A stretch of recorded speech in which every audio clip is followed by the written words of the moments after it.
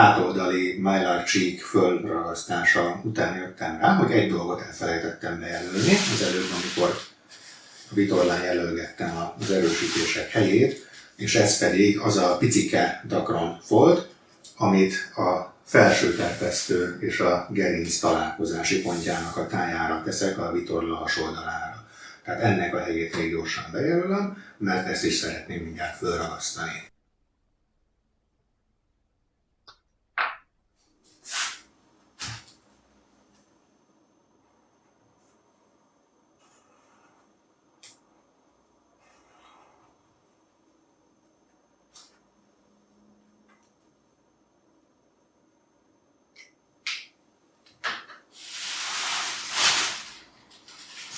És ezt a pici foltocskát, ezt akkor föl is ragasztom, nem kell nagyon vacakolni, ezzel egyben lehántom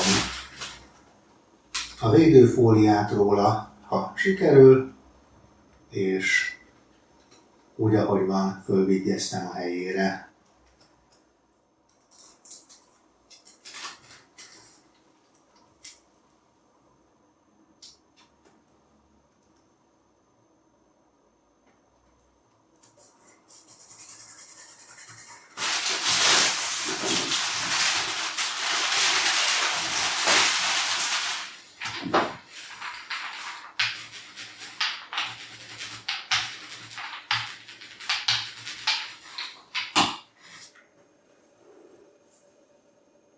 Most pedig visszahelyeztem a varrógépet a fókuszba, mert hogy nem várok a ragasztások egy részével, hanem szeretném rögtön megvarni a gerinc mentére elhelyezett erősítőket. Ezek lesznek az utolsó varrások, amiket vékony tűvel és ezzel a vékonyabb cérnával készítek, és utána pedig már egy erősebb tűre és egy vastagabb cérnára fogok átváltani.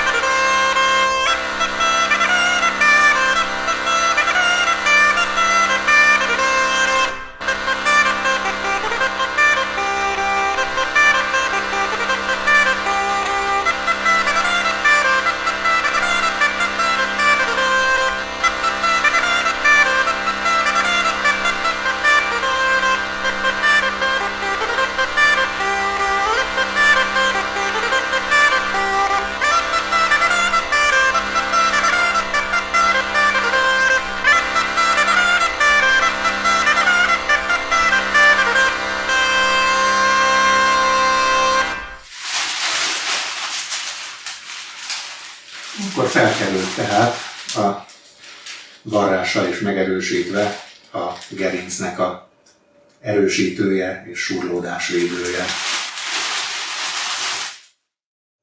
Újabb varráspróba következik. A további varrásokat most már nem az eddig használt könnyebb cérnával és vékonyabb tűvel fogom csinálni, hanem átváltottam egy 60-as nehézségű cérnára. Ez egy Avino márkájú cérna, meglehetősen ajánlják sárkányvarráshoz, bár megint csak nem ez, amivel a igazán komoly profik dolgoznak, hanem az professzionális, ipari, szupersima cérna, de minden esetre amatőr sárkány készítéshez állítólag egy meglehetősen alkalmas célna. Az anyagok pedig mostantól már soha nem csak Icarex rétegek lesznek, hanem egyre inkább olyan varrásokon fogok dolgozni, ahol keményebb, vastagabb, ellenállóbb anyagokat esetleg több rétegben kell majd átütnie a tűnek. Tehát a vastagabb célnához átváltottam egy vastagabb tűre is, egy 70-es vastagságú Farner varró, tehát hegyes és erőteljes tűre. Korábban, amikor olyan tapasztalataim voltak, hogy az öntapadós Dacron összetújhúzta a tűt, akkor az ennek a célnának és Farner varró tűnek a kombinációjával történt.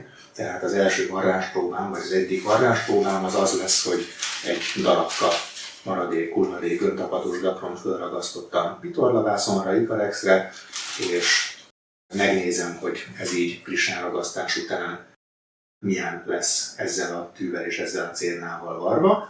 Ezen kívül akarok egy próbát tenni azzal is, hogy a sárga Dacron szalagot, amit a belépő élekhez fogok használni, azt milyen varni ezzel a kombinációval, és akarok egy próbát tenni azzal is, hogy a kamionponyvát, amivel az orrerősítést, illetve a farokra a lezáró gerincrögzítő szalagot fogom elkészíteni, azt hogyan bírja ez a kombináció, és hogy kell-e esetleg utána állítani valamit a szálfeszültségen. Lássuk tehát az öntapadós Dacront.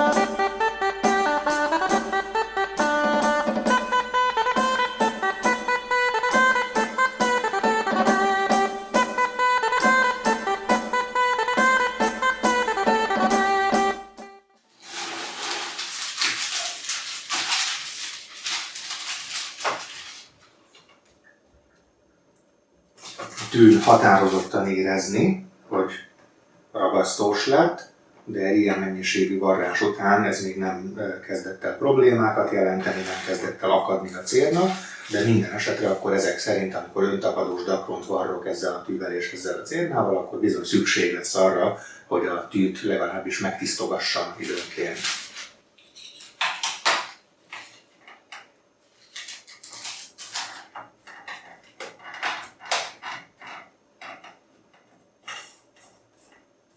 A varrás maga rendben van, csináltam egy vonalat egyenes öltésekkel, és csináltam egy vonalat összedett cikcakköltéssel, ezúttal 6 mm szélességben és 3 mm öltés hosszal, ahol egy kanyart illesztettem bele az összetett cikcakba, ott az alsó szál az eléggé följött, fölhúzta őt a felső szál, de egyébként egyik oldalról sincsen áthúzva a szál a másik oldalra, úgyhogy szerintem ennek a varrásához a feszültség maradhat úgy, ahogy volt. Most nézzük meg, mi történik, hogyha egy ilyen kettőbe hajtott csíkot a sárga Dacron szalagból, azt megpróbálok hozzávarni egy réteg vitorlavászonhoz.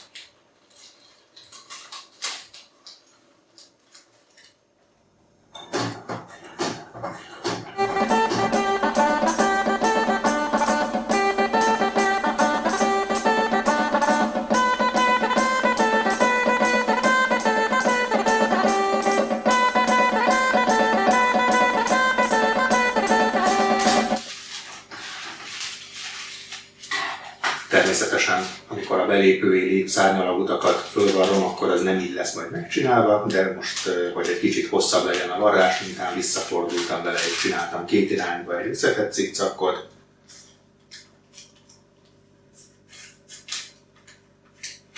A tű az mindenképpen megbirkózik vele, határozottan hallani lehet, ahogy ezt a kemény Dacron anyagot átüti a tű, félre kell löknie a merev szálakat ahhoz, hogy átmenjen rajta, és szál áthúzódás az nem látszik itt sem. Megfelelő lesz ez a varrás.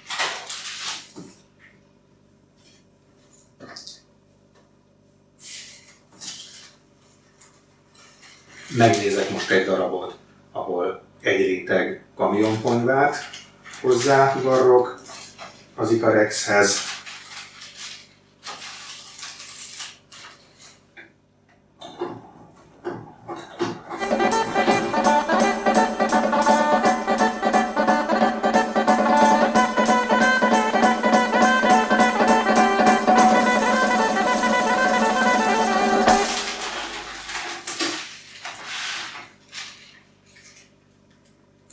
Ez egy sokkal lágyabb anyag egyébként, annak ellenére, hogy nehéz és ellenálló, sokkal lágyabb, mint a nagyon merev és torzulásmentes dakron.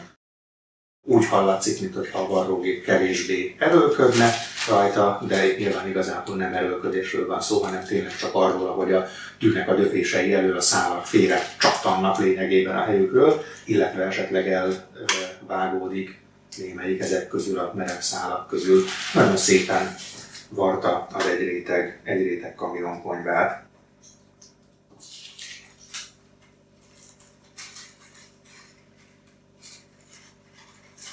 És megnézek még egy olyat is, hogy két réteg ponyva közébe csúsztatva egy Icarex réteg, az hogy megy.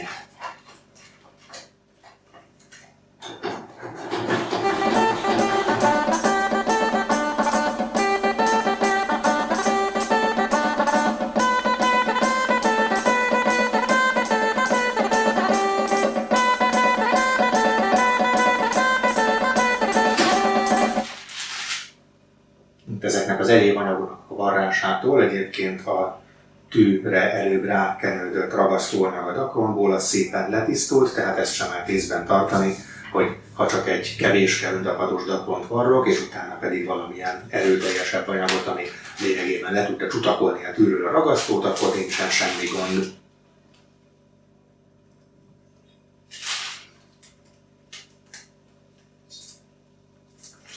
Két réteg kamionponyva esetén sincsen semmiféle gond a varrással. Egy kicsit az az érzésem, hogy a felső szálnak a feszültségét nem ártana lecsökkenteni, mert alul lazábbnak tűnik a varrat, felül kifejezetten feszes és szűk, és az alsó szál egyáltalán nincsen áthúzva felülre, a felső szál az egy nagyon picit át van húzódva alulra, ami egyébként érdekes, mert hogyha felül túl nagy a feszültség, akkor azt várnám, hogy ez fordítva történik. Szerintem mindjárt teszek még egy próbát, megnézem, hogyha csökkentem a feszültséget felül, akkor mi történik.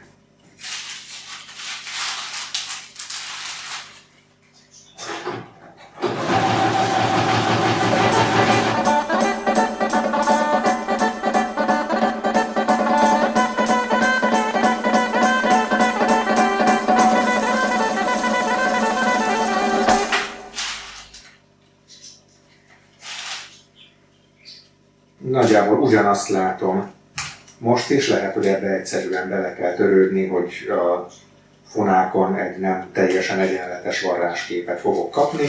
Olyat nem látok, hogy bárhol kilógnának urkok a cérnából. Szerintem visszateszem oda, ahol eddig volt a felső szálnak a feszültségét, vagy egy hajszállal talán alapanyagra, mint ahol eddig volt, és így fogok majd haladni a varrással, ha csak menet közben valami problémában nem ütközöm. Most, hogy a gerincnek a hosszanti erősítője föl is van varva, és nem csak ragasztva, a következő feladat, amit abszolválni kéne, az az, hogy ezt a kis öntapadós dakron darabot, ami majd a középkereszt kivágásnál hivatott erősíteni a vitorlát, védeni a lyuk széleit, azt fölhelyezzem.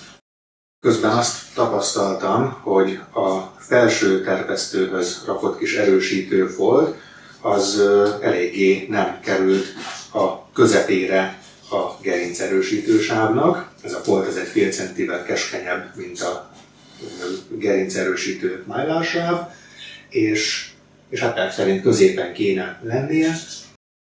Lehet, hogy annak köszönhető a dolog, hogy külön fázisban rajzoltam föl ennek a helyét, és akkor rosszul helyeztem el a vitorlát. Lehet, hogy egyszerűen annak köszönhető, hogy az egész vitorlám az lehet, hogy mondjuk egy 2-3 mm-rel szélesebb lett, azért, mert amikor összeraktam a vitorlának a két felét, akkor jobban össze kellett volna csúsztatni őket, és így aztán egy féltervel dolgozva, egy féltervel rajzolva rá a középponti részeket, a félsárkány tervére rajzoltam rá a középponti bejelöléseket, így lehet, hogy nem teljesen középre került minden. Minden esetre ellenőriztem még egyszer mindent, ráfektettem még egyszer a vitorlát a tervrajzra, és úgy látom, hogy azért meglehetősen pontosan terv szerint haladok továbbra is. Nem hiszem, hogy bármi problémám lenne belőle. A gerincnek a hosszanti májlácsíkja az jól van elhelyezve, középen van elhelyezve a vitorlához képest. Inkább a felső terpesztőnek a dakron erősítése az, ami egy kicsit el van csúszva oldalra.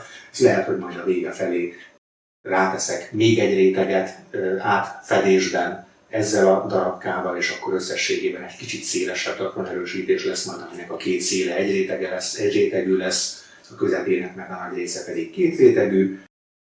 Egyelőre minden esetre ezzel nem foglalkozom, és a középkereszti kivágásnak az erősítőjét, azt pedig mindenképpen továbbra is úgy szeretném elhelyezni, hogy a központi varrathoz képest, ahol a két vitorlafél egymásra van napolva, ahhoz képest legyen centrálisan, szimmetrikusan elhelyezve.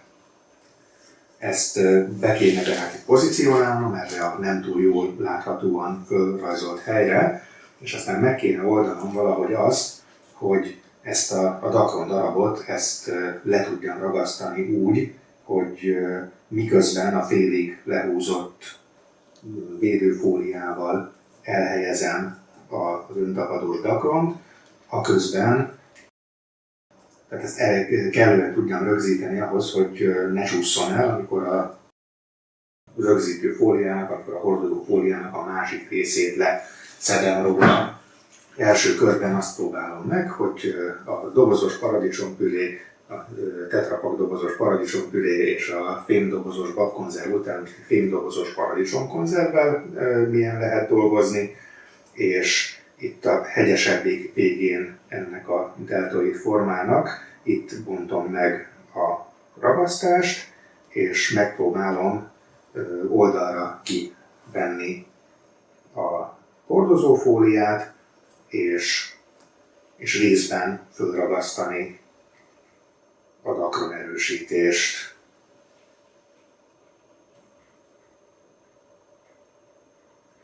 Kicsit nehéz ezt leválasztani a fóliáról, részben talán azért, mert ez elég régi már, ez a öntapadós dakron, és valószínűleg a ragasztója is kezdett kicsit megkötni, annak ellenére, hogy megbontva nem volt még. Most minden esetre a bontás az sikerült.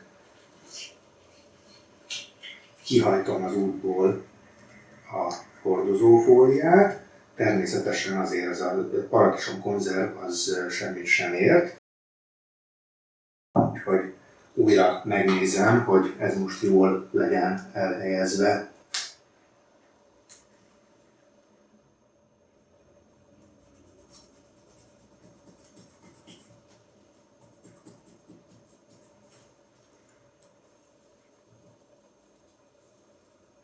Jó, szerintem ez így most tűrhető.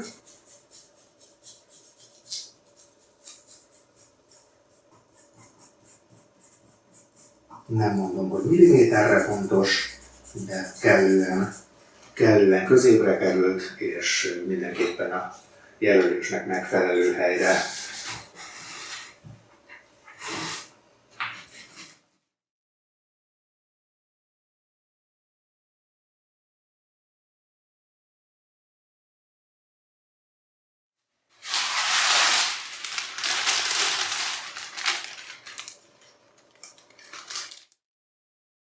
A munka ma bemutatott szakaszában nem sokat haladtam afelé, hogy legyen egy kész sárkányom. Ez egyben maga a tanulság is. Arra gondolok, hogy jó munkához idő kell. A mérj kétszer, vágj egyszer elv vonatkozik a ragasztásra is. Ami pedig a jelöléseket illeti, nem elég, hogy pontosnak kell lenniük, de az sem árt, amint azt már a múltkor is megállapítottam, hogyha láthatóak. A következő epizód már haladósabb lesz, mert némi vacakolás után elkészítem benne a belépő éleket. Addig legyetek türelemmel, és természetesen ne felejtsétek el lájkolni, feliratkozni, megosztani, stb.